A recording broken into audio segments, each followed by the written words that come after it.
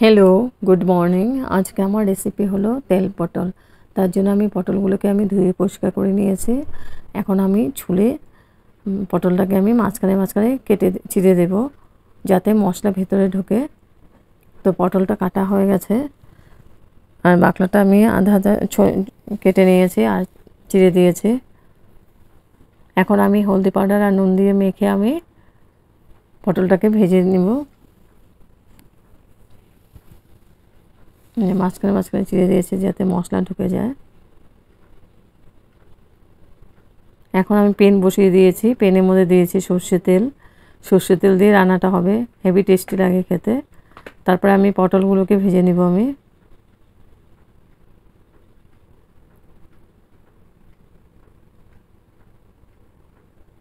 পটলগুলোকে আমি হালকা করে ভেজে নেব, 80% মতো ভাজবো, আর বাকিটা আমি রান্নাতে করে নেব।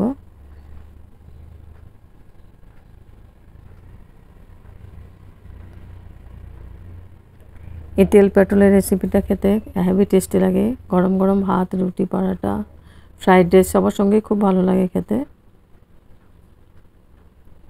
তো পটলটাকে আমি দিয়ে আমি ঢেকে দিয়েছিলাম, তো তাড়াতাড়ি সেদ্ধ হয়ে যাবে। আর পটলটাকে লাল করেই ভেজে নেব।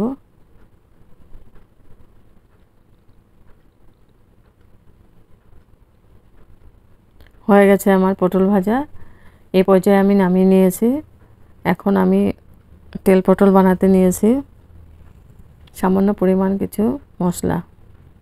তো পটলটা ভাজা হয়ে গেছে ভালোভাবে।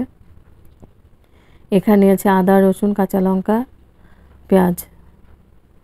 বড় সাইজে 2টা পেঁয়াজ নিয়েছি, যেহেতু পটল অনেকটা আছে। এখানে নিয়েছি হলদি পাউডার,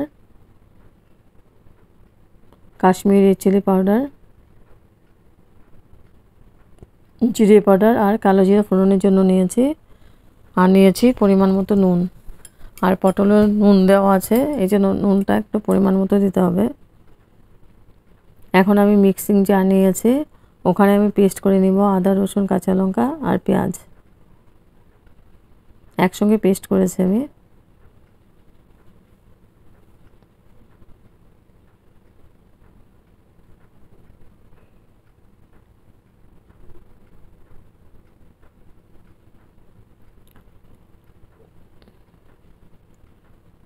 হয়ে গেছে পেস্ট করা আমার।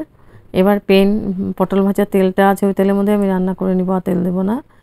ওখানে দিয়েছি আমি কালো জিরে ফোড়ন। কালো জিরেটাকে আমি খুব ভালো করে ভেজে নিচ্ছি। তারপর দিয়ে দেবো আমি পেঁয়াজ, কুচি পেঁয়াজ। 2টা পেঁয়াজ নিয়েছি, আধাটা আমি কুচিয়ে দিয়েছি আর বাকিটা আমি পেস্ট করে দিয়েছি। তো পেঁয়াজটাকে আমি লাল করে ভেজে নিচ্ছি।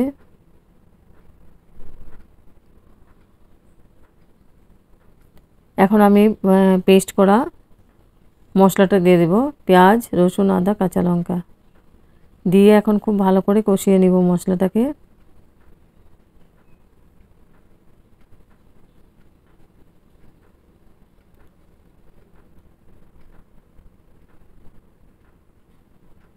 খুব ভালো করে নাড়াচাড়া করে আমি কষিয়ে নিচ্ছি মশলাটা। যত কষানো যাবে তত টেস্টটা ভালো হয়।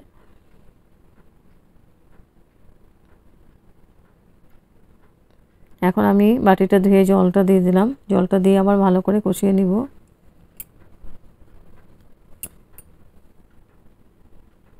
এইভাবে কষিয়ে কষিয়ে করলে তেলটাও কম লাগে আর খেতে অসাধারণ টেস্টি হয়।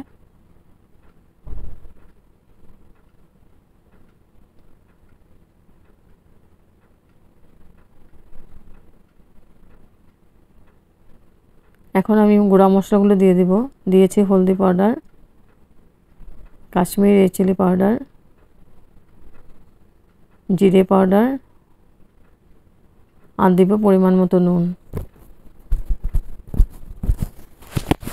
দিয়ে আমি খুব ভালো করে আবার মিক্স করে দিব।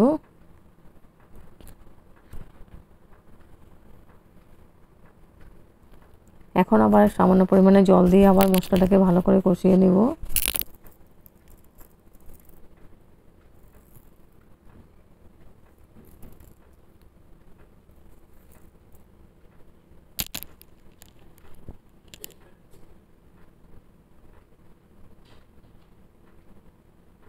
একটু জল দিয়ে দিয়েছি, জল দিয়ে মশলাটাকে কষিয়ে নিলাম। এখন একটু মিষ্টি দিতে লাগবে, মধু দিয়েছি আমি 1 চামচের মতো। মধু বা চিনি যে কোনো জিনিস দিলে হবে, আমি মধুই দিই মিষ্টির জন্য। 1 চামচের মতো দিয়েছি মিষ্টি। এটা মিষ্টি মিষ্টি খেতে অসাধারণ টেস্টি হয়, ঝাল মিষ্টি। মধুটা দিয়ে আমি আবার ভালো করে নাড়াচাড়া করে দিচ্ছি। এখন মশলা থেকে তেল ছাড়তে আরম্ভ করেছে, খুব ভালোভাবে কষানো হয়ে গেছে মশলাটা। এখন দিয়ে দিব পটলগুলো। পটলগুলো দিয়ে আমি খুব ভালো করে মশলার সাথে মিক্স করে নেব।